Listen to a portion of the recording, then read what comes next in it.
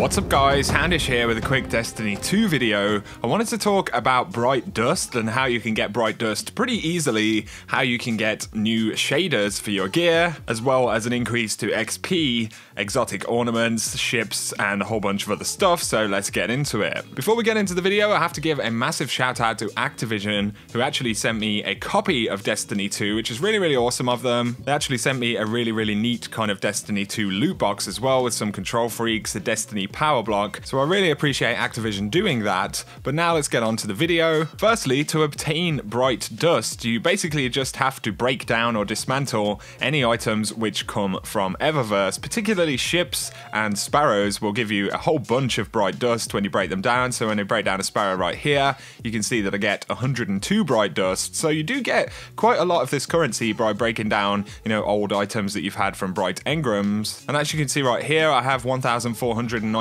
Bright Dust, and this is, you know, pretty much all of it from actually leveling up and getting Bright Engrams. I did buy a couple of the Bright Engrams from Eververse, and from the stuff I didn't keep from those packages, it probably gave me 300 or 400 Bright Dust. But right here, you can see that there is a section called Bright Dust Purchases at Eververse, and you can buy ships, sparrows, there's a couple of exotic ornaments, some ghosts, even armor for your Guardian, and shaders right there. And as you can see, the legendary shaders that she has are 40 Bright Dust each. So this becomes a relatively easy source for legendary shaders right here. Of course, you do just get one shader and you'll need 40 Bright Dust, but once you've picked up, you know, a bunch of Bright Engrams, you can collect Bright Dust pretty easily. And the thing about this as well is if you want to kind of have a full set with the same shader, if that's kind of an issue that you're having, then you can wait for a week where she has shaders that you want and make sure that you pick up enough during that week. Now, it looks like this stock right here is going to rotate probably on the weekly reset, so she will have at least 3 shaders per week that you can pick up. So I just wanted to point that out to you guys and let you know that it's relatively simple to actually do this. Of course, if the ships or the exotic ornaments that she has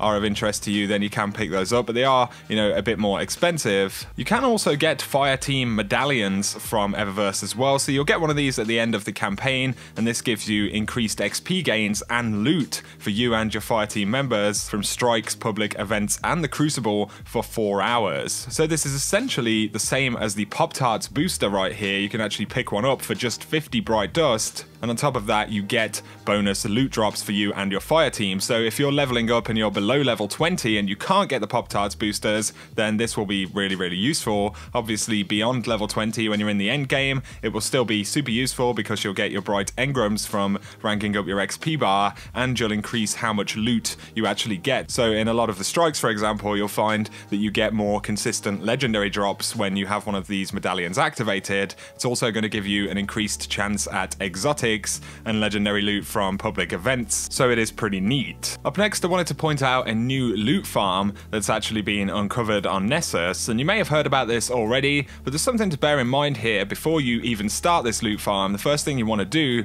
is go to Cade 6 in the tower and pick up the scout report for Nessus, which will help highlight nearby loot caches for you and your fire team. And this loot farm is going to be particularly useful for picking up legendary gear, so if you're under level 265, it's going to be really useful. And as well, you'll get a ton of medallions and planetary materials that you can use to unlock more gear at the failsafe NPC on Nessus. But you load into the Exodus Black area right here and then head to the right hand side. Just follow the route you can see on screen. You'll go down into this kind of cave system right here, and you can see that as soon as I come into this cave, there is a loot chest right there available. Once you've picked this chest up, you can just carry on to the portal in the back of the room and actually head through there, and then you're going to want to turn right. You can summon your sparrow right here, so if you kind of pull your sparrow out and then follow the route on screen, you can head into the back area of another kind of room here, and you'll find that there is a teleporter. If you go through this teleporter, you'll spawn in a different location, and then you go to the right hand side again and you'll see a big kind of Vex portal. You go through the portal and you're back in the room where you first started, and you'll find that the chest has actually respawned.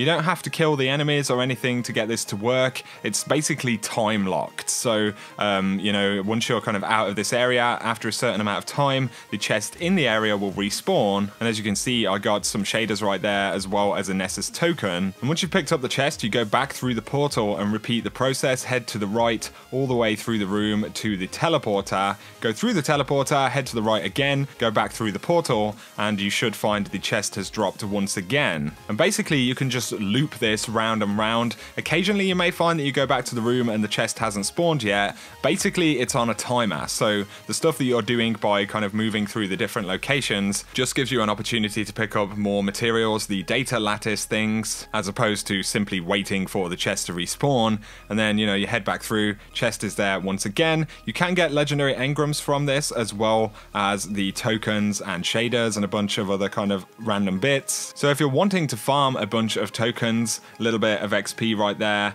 but especially legendary engrams going up to 265, then this is going to be a really effective kind of way for you to level up. Of course, you can just play the game. This is by no means necessary to farm in this fashion, but if for some reason you want to do that, then it is pretty beneficial. So I wanted to break that stuff down for you guys. A first look at Bright Dust, how to get shaders and XP boosters, as well as a quick loot farm right there, and all of this stuff will unlock you more and more gear, so it's pretty awesome. So I hope the video has been useful, guys. If it has, a like and comment below is appreciated. If you're new to the channel, be sure to hit subscribe to see a lot more Destiny 2 content, but for now, have an awesome day.